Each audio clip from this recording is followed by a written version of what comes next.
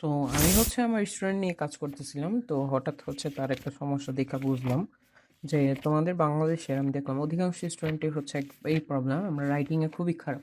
আচ্ছা, রাইটিং তোমাদের এত কেন যে প্রবলেম থাকে আমি জিনিসটা বুঝি না। আচ্ছা, এই গ্রাফটা তোমরা যদি দেখো, এই গ্রাফে বেশি কিছু কিন্তু নাই ইনফরমেশন, অল্প কিছু ইনফরমেশন। আচ্ছা, এই গ্রাফটা কি বলছে?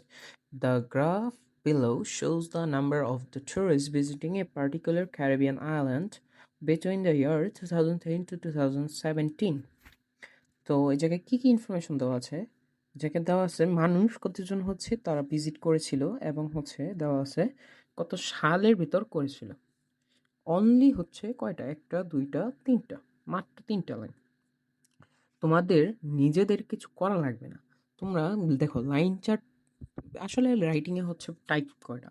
রাইটিংয়ের টাইপ হচ্ছে সর্বোচ্চ চার পাঁচটা, পাঁচটা না সরি 7টা। Line chart, pie chart, graph chart, তারপর হচ্ছে টেবিল, তারপর হচ্ছে প্রসেস ডায়াগ্রাম, আর একটা হচ্ছে ম্যাপ। 7টা, সরি 6টা। আর 7 নাম্বার টাইপটা হচ্ছে যেটা ম্যাশ, মানে দুইটা হচ্ছে মিলিয়ে আসে।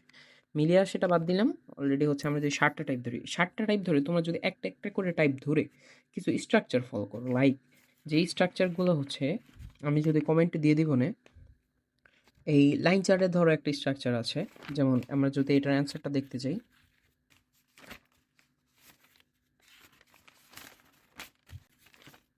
আচ্ছা, এই যে এটার অ্যান্সারটা, এটার অ্যান্সারটা খুবই একটা ভালো অ্যান্সার, ব্যান্ড স্যামেল লেভেলে দেখা যায় কোনো একটা স্টুডেন্ট লিখেছিল এই অ্যান্সার। এখন যদি আমরা হচ্ছে এটার অ্যান্সারটা দেখি, এই জায়গায় কী লেখছে? The graph displays the statistics of the number at tourists visiting a particular Caribbean island between the year 2010 to 2017. ও কিন্তু হচ্ছে বেশি কিছু পরিবর্তন করে নাই, ও হচ্ছে জাস্ট ডিসপ্লেস অ্যান্ড স্ট্যাটিস্টিক্স এই লেখাটা হচ্ছে নতুন ও অ্যাড করছে, যেটা হচ্ছে আমি অলরেডি আন্ডারলাইন করে রাখছি। আরেকটা হচ্ছে ভিজিটিং এ পার্টিকুলার, এই দুইটা হচ্ছে ও চেঞ্জ করছে, আর কিছুই চেঞ্জ করে নাই।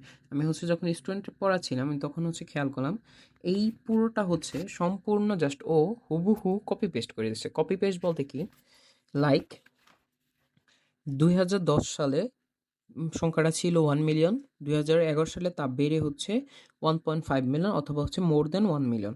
এভাবে হচ্ছে প্রত্যেকটা ইনফরমেশন ও জাস্ট এভাবে কপি পেস্ট করে দিছে। কপি পেস্ট করেও হচ্ছে ওর ব্যান্ড ছিল 7। আর হচ্ছে মানুষ আমরা দেখে হচ্ছে এত ইলাবোরেট করে, তারপর হচ্ছে এত পেঁচিয়ে লেখে, তারপরেও হচ্ছে ব্যান্ড তুলতে পারে না। আচ্ছা, তোমরা হচ্ছে কেন যে হচ্ছে এত তোমাদের কমপ্লিকেট লাগে আমি জিনিসটা বুঝি না। লাইক তুমি জাস্ট ওর মতো যদি এভাবে হচ্ছে জাস্ট জিনিসগুলো তোলার তোমার অ্যাবিলিটি যদি থাকে, এভাবে যদি প্রত্যেকটা ইনফরমেশন হচ্ছে ইলাবোরেট করো, অনেক বড় হয়ে যাবে জানি, তারপরেও হচ্ছে এভাবে তুলে দিলেও তো তোমার হচ্ছে ব্যান্ড 5.5 ইজিলি দিবে, এর নিচে দিবে না। এক্সট্রা ভোকাবুলারি যেগুলো ইউজ করার ওগুলো তো হচ্ছে আমার মনে হয় এত একটা প্রয়োজন নেই। আর যদি তোমার হচ্ছে নিজের আশা থাকে, ইচ্ছা থাকে, তাহলে হচ্ছে তুমি এক্সট্রা কিছু ভোকাবুলারি শিখতে পারো। লাইক আচ্ছা, ও হচ্ছে একটু ক্রিয়েটিভিটি দেখাইছে। In the year 2010 there were a quarter of million, মানে কোয়ার্টার অফ মিলিয়ন বলতে মিলিয়নের এক চতুর্থাংশ, যেটা হচ্ছে এই জায়গায় ছিল। ও ইনফরমেশনটা হচ্ছে এক্স্যাক্টলি তুলে ধরতে পারছে অনেক সুন্দর। ওকে, লাইক আমি হচ্ছে যেটা বলতে চাইতেছি বুঝিয়ে দিতেছি, একটা প্রত্যেকটা রাইটিং এ একটা স্ট্রাকচার আছে। তোমরা যদি তোমাদের যেই লেভেলের হচ্ছে স্ট্রাকচার লাগবে ওই লেভেলের স্ট্রাকচার তোমরা হচ্ছে একটা করে চ্যাট জিপিটি বলবা। চ্যাট জিপিটি গিয়ে হচ্ছে তোমরা বলবা যে চ্যাট জিপিটি আমাকে একটা স্ট্রাকচার বানিয়ে দাও, যেই স্ট্রাকচারটা দিয়ে আমি হচ্ছে অনেকগুলো লাইন চার্ট একসাথে হচ্ছে মানে অ্যান্সার করতে পারবো। এটা বললে দেখবে চ্যাট জিপিটি হচ্ছে তোমাকে একটা কি বলে মানে স্ট্রাকচার বানায় দিছে। ওই স্ট্রাকচার ভিতরে তুমি হচ্ছে ওই স্ট্রাকচারটা নিয়ে ভালো মতো একবার দেখবা, একবার না হোক 2-3 বার দেখবা, যতবারে তোমার হচ্ছে নিজে মুখস্থ করা লাগে। দেখার পর ওই প্রত্যেকটা হচ্ছে লাইন চার্ট, আরও 2-3টা লাইন চার্ট নিবে বই থেকে খুঁজে।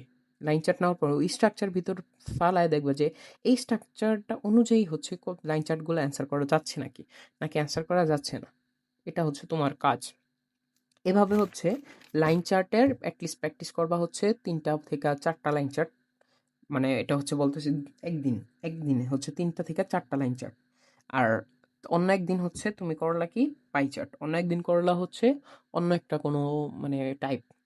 এভাবে হচ্ছে প্রত্যেকটা টাইপ যদি তুমি একদিন একদিন করে সময় দাও, তোমার 7টা টাইপ শিখতে তুমি হচ্ছে যদি 10 দিন সময় ব্যয় করো, তোমার রাইটিং টাস্ক হচ্ছে আমার মনে হয় না টাস্ক ওয়ানে আর কোনো প্রবলেম থাকতেছে। টাস্ক ওয়ান খুবই ইজি।